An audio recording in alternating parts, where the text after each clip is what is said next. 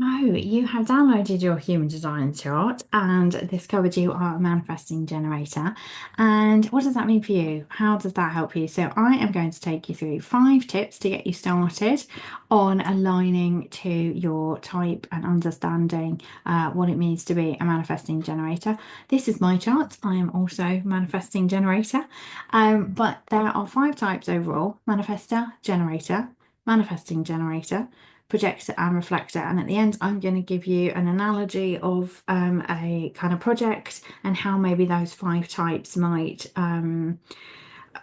what role those 5 types might play in the same project, because that again will help you to understand maybe where your energy type fits in and interacts with the other types. Now, this is not a full overview of everything about manifesting generators. The human design system has a lot of information in it.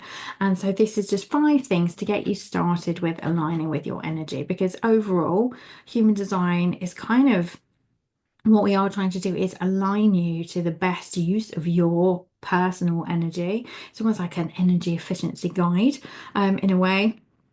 And so that's what we're trying to do. We're trying to get you to align with your specific energy and how to use that energy. So you may have already heard of maybe having a sacral response as a manifesting generator. So it is what it sounds like, really. So we have a generator and we have a manifester, and a manifesting generator is a kind of combination of the two. So the generator and yourself have this defined sacral, which is the energy kind of battery pack of the system. So you have this consistent access to the biggest energy pack of the system. So there are actually 4 motor centers which are providing energy, a consistent energy to the system. And you have the sacral, which is the biggest one. You may have some of the others or not, but you definitely have this sacral. And it's this sacral energy that kind of drives you. And what we're looking for in the sacral is a sacral response. And what we want to try and do is align you and attune you to understanding and listening to what that sacral response is. So, what is likely to be happening is you are going to see something outside of you that you're going to respond to. So you may well be walking down the street and a bus drives past and there's like a movie film on there, and you think, oh yeah, I want it. The bus kind of initiates you to then have a response of, I'm going to go see that movie. Or you might be listening to a podcast and someone says something about a membership and think, oh gosh, yeah, I really want a membership. I'm going to do a membership. Now, as the combination of the manifestor and the generator, you will also want to really visualize this piece and visualize what that looks like. And then you can initiate. And we're not just initiating from scratch, there is an initiation piece that comes after the response and after the visualization, and you can act quickly. So that's one of the main differences of the manifesting generator is how quickly a manifesting generator will act. So we tend to be the fastest moving of all of the 5 types. So our energy does move quite quickly. And then the other slight difference between the generator and the manifesting generator is that we're not necessarily moving in a linear fashion. We are multi-passionate and we do like multitasking. And when I found that out, I was like, yes, I knew this. I knew this about myself. Because a generator potentially does prefer to not be interrupted and to try to maybe sort of do one thing, finish it, do another thing, finish it. Whereas a manifesting generator is likely to dip in and out of things. So ultimately, the same thing would be achieved, the same results would be kind of achieved. But the way a manifesting generator does it, it might look to the outside world quite chaotic because they can't really follow your path. But to you, it makes sense. And that's the important thing. As long as it makes sense to you, that is what is important, not if it makes sense to everybody else. And like I said, we are kind of taught sometimes that we should be following this more linear path. So I actually loved it when I found that out. And I did about the multi-passionate, I did have two businesses that were completely different running alongside by side at the same time for a while. So as a manifesting generator, it's almost like allow yourself to have these diverse interests and to change direction and to follow. So what we're doing for all of these, the thing that guides us to how we are changing task or how we're multitasking is by following our sacral. So we're going to follow the sacral in the same way that the generator does. And our body has this system which gives us and helps us know what the right answer is. And again, depending on how much personal development you've done or where you are in your life, how much conditioning has come into your system, we can let the mind control our decisions. And actually, we are designed as manifesting generators. We have this sacral response that will give us a yes. It will give us this yes, no kind of response. And when we are following our sacral, we get this whole body yes response. And that is what shows us we are on the right path. And if we do not get a yes, and our mind starts doing maybes and well this, well that, well the other, actually that's a no. Like that's a no for us. And what can be really helpful to make sure if we are have been following our sacral is to pay attention to where we feel frustrated or maybe angry. Because if we're feeling frustrated or angry, it can show us where we have not followed that sacral response and we have allowed the mind to come along and talk us into something or talk us out of something because, makes sense on paper or it's the logical thing to do. So the way to kind of help tune yourself into your sacral response and paying attention and checking, are you paying attention to it or has it kind of been conditioned out of you and you've stopped listening to it? You can start small with, someone asking you if you want a cup of tea or, if you want to go to the cinema or if you want to go somewhere. Is what is that initial response? What is that first thing that comes to you before you then start actually thinking of the logistics and the timing and the this and that, because that will show you what you want.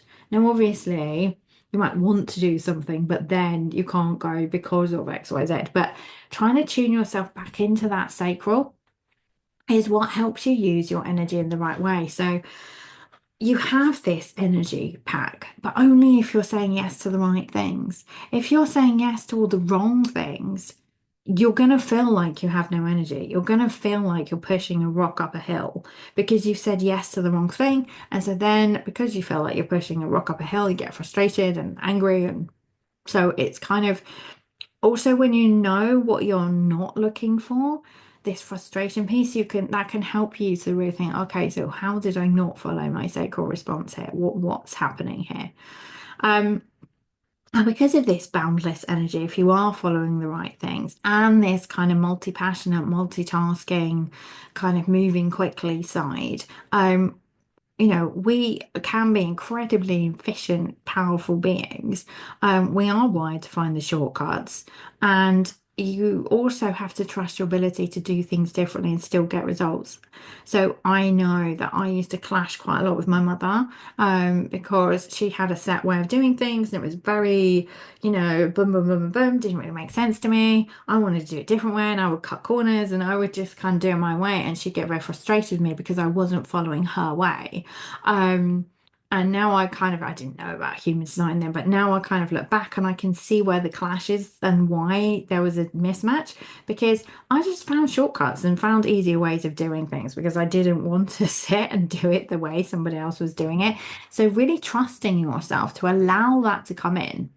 But again, we do have to be careful because we are so fast and we do skip around is we can end up skipping steps which lead to mistakes. So sometimes we can back step and we can backfill and there's been no harm and no causing any problems.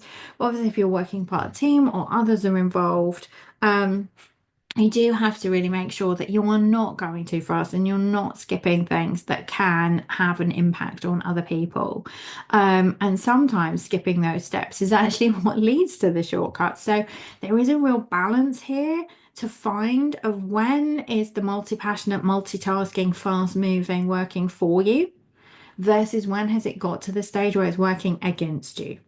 And once you've started to lean into this and tune into it, like I can really pay attention to when this is my superpower, when this is like my kryptonite. And I need to stop, I need to refocus, I need to regroup, and I'm just like a mess. It's like chaos versus superpower. So it's really trying to tune into getting the balance right of that, listening to your sacral, not feeling bad or feeling like you need to fit in with others who maybe don't understand your process. As long as, like I say, it's not impacting anybody else in a negative way, like kind of trusting yourself. Um, but that's kind of my kind of tips for starting to align with being a manifesting generator. Paying attention to your sacral. Are you listening to it? Have you been conditioned out of it? Are you allowing yourself to follow your passions? Pay attention to if you are feeling frustrated because it's showing you where you are out of alignment, and also paying attention to where you might need to just slow down for a minute. So I did say I would give you a little example of how all the types work together in a scenario. So the scenario I use is about building a house. So let's say the manifestor comes along and they have this idea and they want to build a house, and so they may initiate. So manifestor is here to initiate. So they will potentially find the land, get all the finance backing, start putting the team together, you find the architect and start getting everything together. And then the people who are going to be doing the main amount of work on the house, the generator, the manifesting generators, are going to be actually the ones building the house. So likely to be, the builder, the electrician, the roofer, because of this sacral energy, we are the ones that have the energy to actually do the doing, do the do of whatever the project might be. It might be that you're a painter, it might be that you're an interior designer. It's kind of more about the energy use in the project. The generator and the manifested generator are like doing the heavy lifting, so to speak. The projectors are here to guide us, okay? So the projectors are likely to be the project manager and they are going to be overseeing the project. So they're still there, but they're not using their energy in the same way that the manifesting generator and the generator are. Um, and the end of the project, the reflector would come along and reflect back and kind of say whether they thought the house was good or not, and maybe put a value on that house and kind of come and assess the whole thing at the end. Now, the main difference between the generator and the manifesting generator is potentially a generator might move through that whole project in a very linear fashion, whereas the manifesting generator might move through it, like I said, in a more kind of, do a bit of this room, then a bit of that room, then a bit of this room. But what we're trying to do in this whole situation, if we think back to this sacral response, is you need to make sure that you are responding in the right way to whatever the manifestor is initiating. Or so there might be a manifestor that comes along and says, "Hey, I'm building a block of flats." And if your sacral's not excited about it, you don't get involved. If they come along and say, "I'm doing this amazing barn conversion is by the sea and it's got this," your sacral goes, "Oh my God, that sounds like an amazing project to work on." So again, it's like this response is letting your sacral guide you as to which projects you are going to get involved in. And the manifester, they need to know when to get out. So they might start the whole project off and not be there for the entire thing because they don't have the same energy that you guys do. But yeah, that's kind of how all the types sort of work together and they get their own role. And it might be that you are working on several houses at once, whereas the generator is just working on one project. So again, that's the like slight difference. And you're going to really love building that house and love being involved in that project if you said yes to the right one. If you just said yes to the first one that came along and it wasn't what your sacral said, but it made sense on paper, you're likely to feel frustrated and get a little bit annoyed during that process. So I hope that's given you an overview of getting started and getting attuned to what it means to being a manifesting generator and how you kind of fit into the puzzle. Um, it's not a full guide of everything to do with being a manifesting generator because there is a lot of information in this system. But I did really find it really helpful, even as a just baseline getting started with this first. I do always have a caveat around looking at anything to do with the human design system. Like anything, we have to teach everything in a linear order. And we've started at the very tippy top of like your type, and we've thrown in a bit of strategy. But the rest of your chart will also have an influence. It will also have an impact of how the whole thing comes together. Your authority, your profile, everyone will have different centers, defined, undefined, the gates that are activated in your chart, the channel, the planets, it all adds to the bigger picture. And I always think of it a bit, if you have butter, sugar, flour, eggs, milk, etc., they all have their own isolated kind of description and their own isolated role to play. But how you combine them together and what you do would depend whether you got cake, whether you got Yorkshire puddings, whether you got a pancake. So even though you're kind of learning about what eggs are and you're learning about what flour is, depending on how you put it all together, you do get a slightly different answer. So whenever you're doing anything with human design, it's actually the combination of everything in your chart that gets you that energy efficiency piece and gets you into the alignment. But we have to go through it one bit at a time. But if you would like to know more, then I have my free group, Your Introduction to Human Design, where there are little hints and tips and bits and bobs. I do different trainings and things in there. You can find all of the links on my link tree, which is POC Coaching.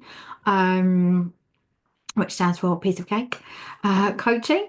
And you can also book in a human design reading if you want to go into it one-to-one and start your journey looking at things more in depth. You can book a human design reading. But I hope that has given you some insights into where to start with your chart.